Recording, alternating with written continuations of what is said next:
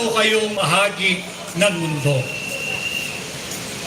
Our speakers have vividly illustrated and presented to all of us today the sorry state of our nation.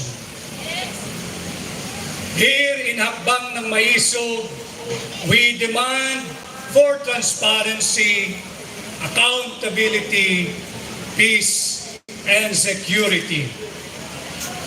Transparency, ang pamunuang may aninaw. We demand transparency dito sa 800 billion pesos ang program funds ng kasalukuyang administrasyon. Humihingi tayo ng tugon kung bakit at para saan itong bawal na bawal, illegal at unconstitutional na 800 billion pesos ang program funds. We demand here in Hakbang ng Maisog accountability. Yung ating mga contributors sa PhilHealth, 90 billion pesos ang gagalawin ng kasalukuyang pamunuan ng kasalukuyang administrasyon at idadivert yung 90 billion na yan ay pera ninyo. Yan ay nagmumula sa inyong contribution, mula sa inyong sahod or voluntary contribution. Yan na ba yung makabagong television? Hindi nila dapat pakialaman yung 90 billion pesos fund ng PhilHealth. Hindi lang po yan ordinaryong excess o sobrang koleksyon.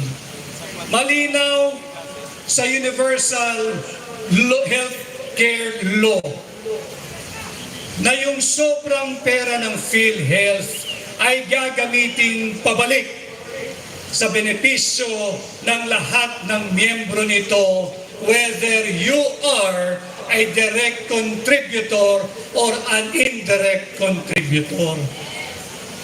Halimbawa ho, pipilitin nating pasimplihin ang paliwanag para maintindihan ng ating mga kababayan.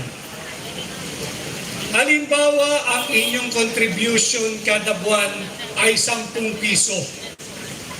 Yung 90 billion na pinakailaman ng kasalukuyang administrasyon, hindi po sobra yan.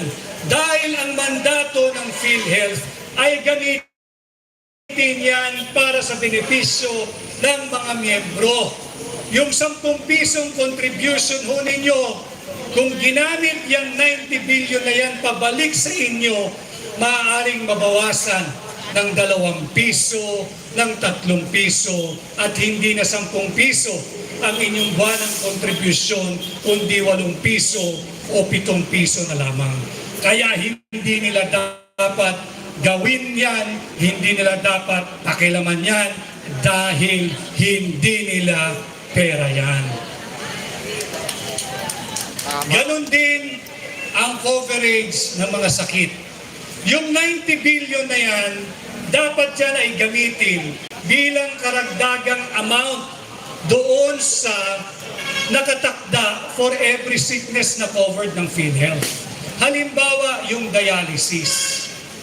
Ang dialysis, kung ang kanyang halaga ngayon ay yung 6,000 per dialysis or per session, dapat yan, kung may sobra ang PhilHealth na 90 billion pesos, kaya nang sagutin ang buo ng PhilHealth. Halimbawa lang po ito.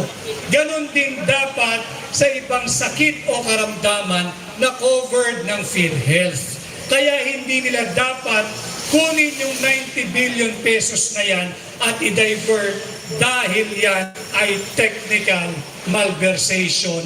Bawal din sa ating saligang batas. Kaya sa atin dito sa Hakbang ng Maisog, we always demand this current administration to respect, uphold, and defend our Constitution. Humihiling din tayo